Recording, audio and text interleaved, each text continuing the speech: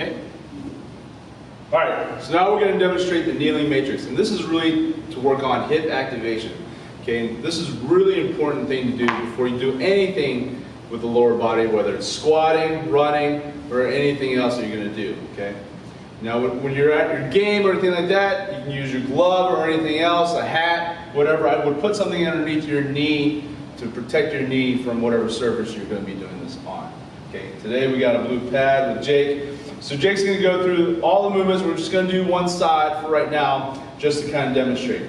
So he's going to step forward, and as you do this, you want to kind of imagine a clock surrounding your body. So right now Jake is stepping at 12 o'clock. He's going to push his hip forward, okay, driving his hip towards that front heel, okay? And at the same time, go ahead and step out a little bit further, Jake. He's going to pull with this heel while he's pushing with that hip. So he's going to pull this heel, drive that hip forward, hold that for about 3 seconds, relax, and go ahead and rock back. And we're going to do this about 5 times, nice and easy. Good.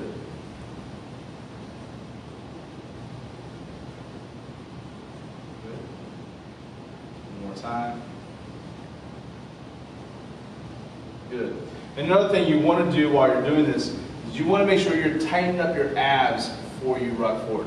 That way you're really contracting those abdominal muscles, therefore making sure that we're putting the right amount of stress onto that psoas muscle. That's the muscle we're trying to activate versus stretching out the abdominal muscles. So now he's going to step out to about 10 or 12 or 10 or 11 o'clock. And same thing, go out a little bit further, Jake. He's going to pull with that heel, drive his hip towards the heel, stay up nice and tall, tightening those abs, holding 3 seconds and rocking back. Good. 2, 3, 4, one more, and 5. Good. Now he's going to open all the way up and stepping out to 9 o'clock. He wants to keep his shoulders squared down the field. Okay.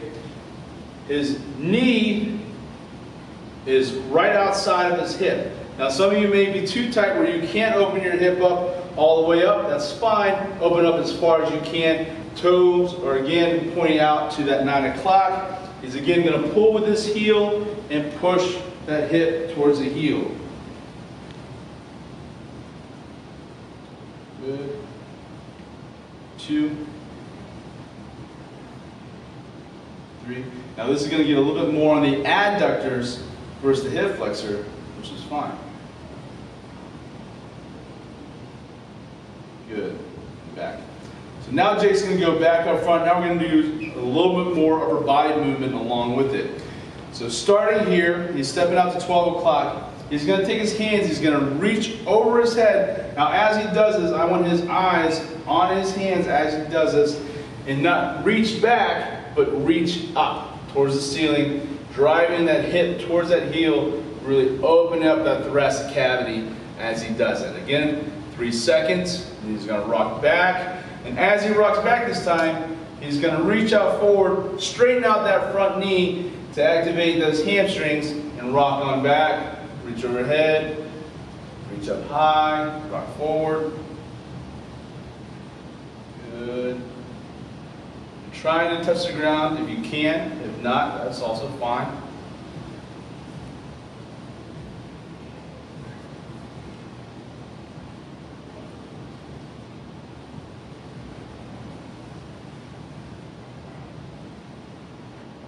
Good. Good. Now he's going to open up to about 10 o'clock again, and he's going to reach and rotate with his right hand. So he's going to push his hip towards that heel, open up his chest. He's going to put his left hand on the inside of his left knee to open up that hip as he rotates back, and then come back to center.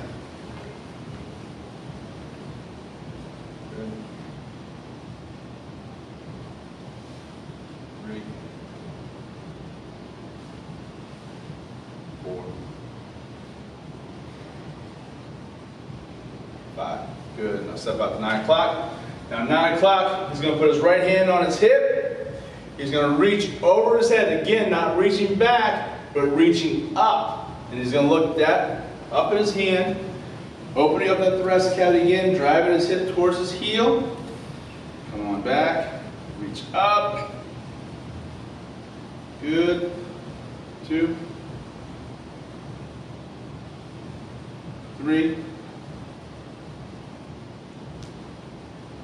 4, up, and 5. Good. And then obviously we'll do this on the other side as well, and that is our knee to the matrix.